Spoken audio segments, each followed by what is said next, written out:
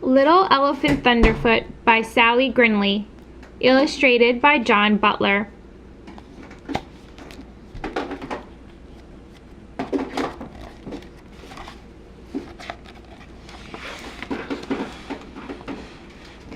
Little Elephant was only 20 minutes old, but he knew he had to stand up. With one mighty effort, he gathered all four baggy gray legs beneath him and pushed. His head popped up above the undergrowth. One more push and he was standing. He rocked unsteadily in the breeze.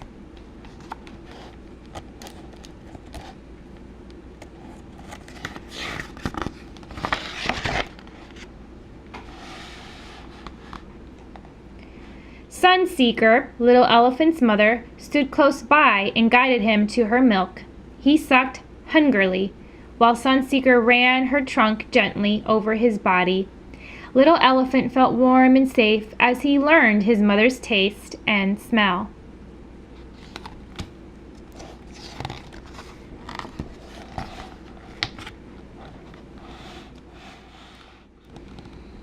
Wise Old One was Little Elephant's grandmother and the head of the herd. She had roamed the savanna of southern Africa for 50 years. She was the eyes, the ears, and the trunk of the family. She showed them where to feed and where to play. She showed them where to find water and what to do when danger was near. Little Elephant was scared of his grandmother at first because she looked so enormous. But Wise Old One was also very gentle, and Little Elephant soon loved to be close to her.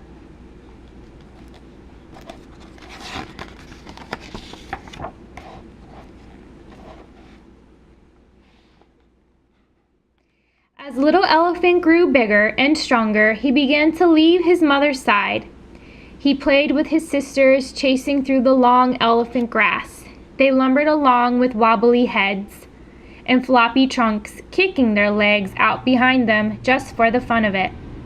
Wise Old One called him Little Thunderfoot because he made so much noise.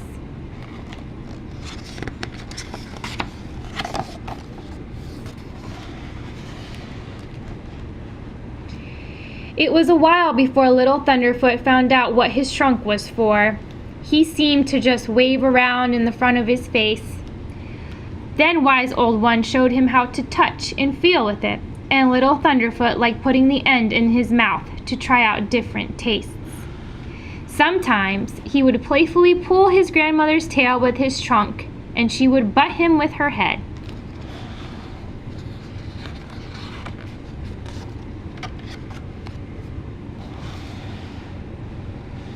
Little Thunderfoot liked it best when Wise Old One led the family to the river. The elephants would rush into the water and wriggle and wrestle and splash. When Little Thunderfoot dared to squirt Wise Old One with water, his grandmother would spray him back.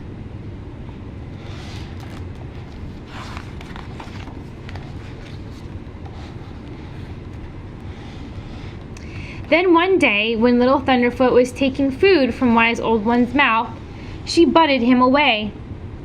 He thought she was playing, but she stomped her foot and raised her head to listen.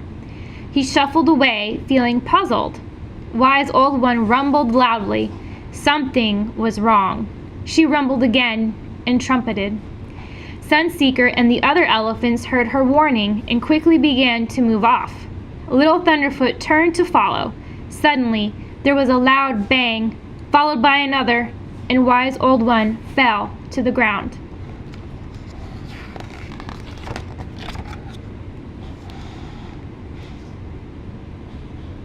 When the elephants saw Wise Old One fall, they stampeded.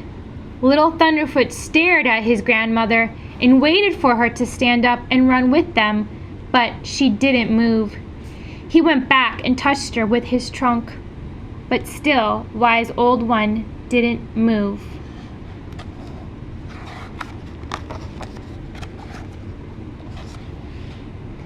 Little Thunderfoot turned in fear and ran after his family. The elephants ran and ran, not really knowing where they were going. They just knew they had to get away. At last, they found a safe place where dense thickets would protect them from danger.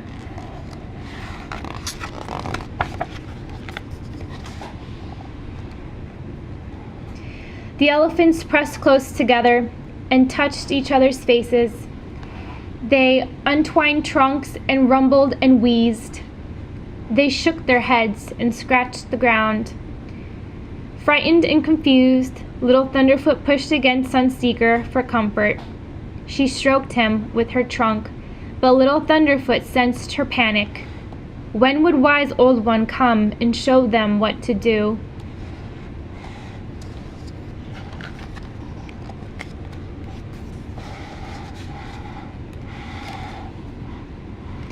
When dawn broke, Sunseeker led her family back to where her mother still lay.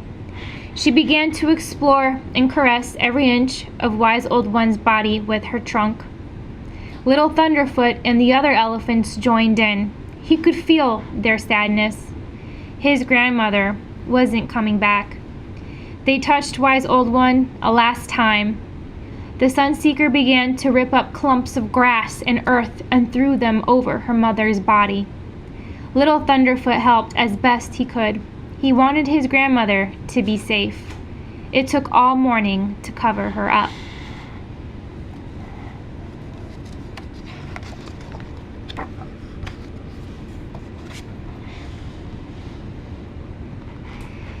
Then Sunseeker led her family away.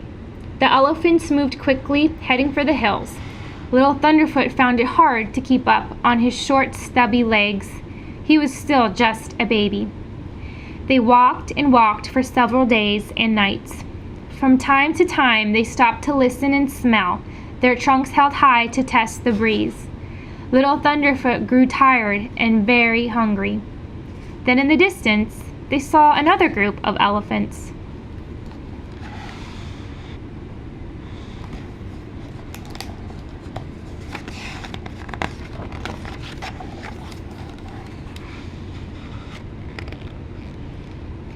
Little Thunderfoot felt his mother's excitement push her sadness away for a brief moment.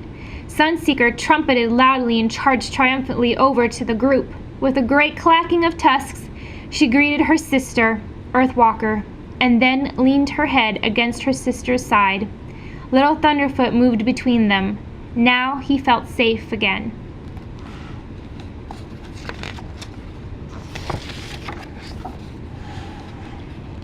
Sunseeker and Earthwalker and their families stayed together.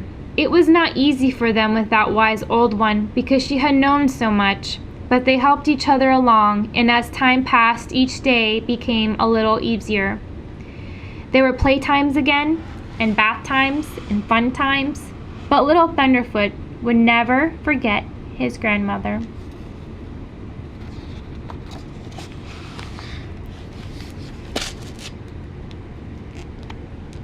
The end.